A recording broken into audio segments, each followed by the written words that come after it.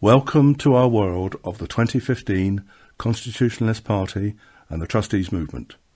Today is Monday the 11th of May and my name is Ray Sheath.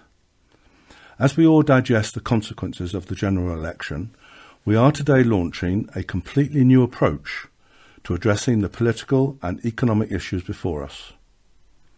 Put simply, over the next 3 to 5 years, we shall try to offer solutions that are practical, non-adversarial, non-partisan and inclusive.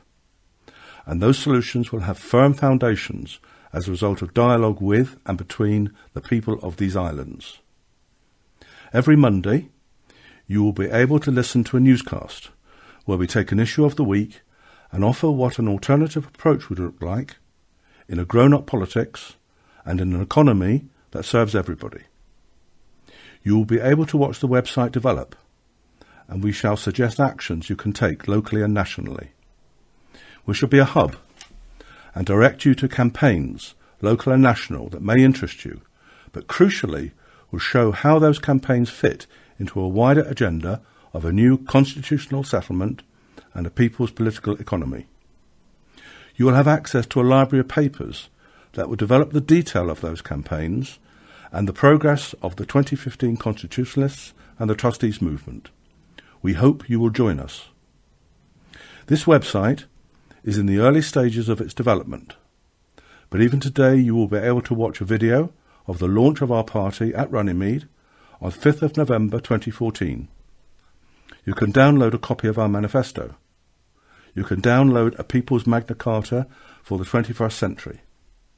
It proposes a basis for a new constitutional settlement for these islands, forged by the people and not by the politicians and the establishment. And so we start our first newscast with an assessment of an issue of the week, and of course it has to be the general election.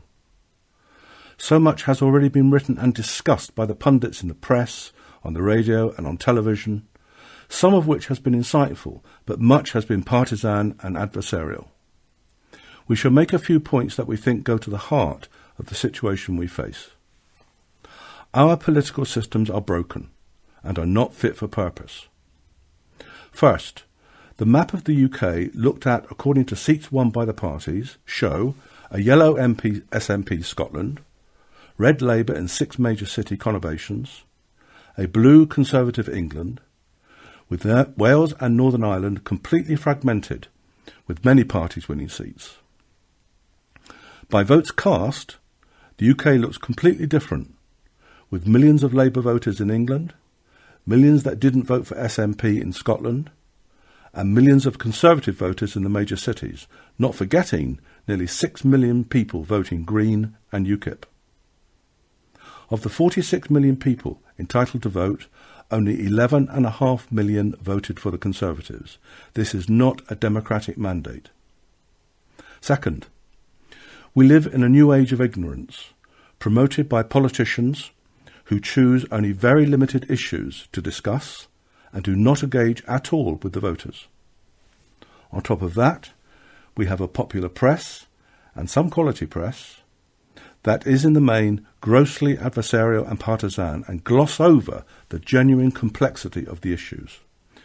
Where are the voters to go to really understand what is at stake? Third, the Conservative Party is itself a coalition and is now estimated to have 60 right-wing and Eurosceptic MPs. This makes David Cameron's job of dealing first with the union with Scotland, to say nothing of the consequences for England, Wales and Northern Ireland, and then dealing with the union with Europe, it makes that job virtually impossible.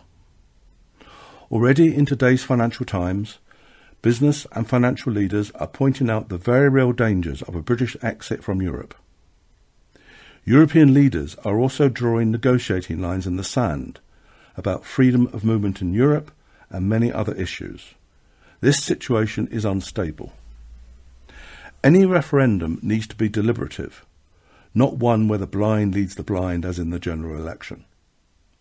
It is also profoundly undemocratic to leave it to the Conservatives to define the issues with a majority of only 12 in Parliament and no majority in the country. In addition to these political problems, we have to tackle formidable social and economic issues that are resulting in deep inequalities, poor quality of work, and poor quality of life for so many people. Who, for example, is grappling with poor industrial productivity and cavalier global capital? A people's political economy seems light years away, with the general election solving nothing and possibly making matters worse. A new constitutional settlement has to happen, but not as it is being discussed by the press, the media, the academics, politicians and the establishment. We want to work towards an alternative solution as outlined in our manifesto and charter. And so thank you for listening, and please take an action and explore our initiative further. Peter Challen will be your newscaster next Monday.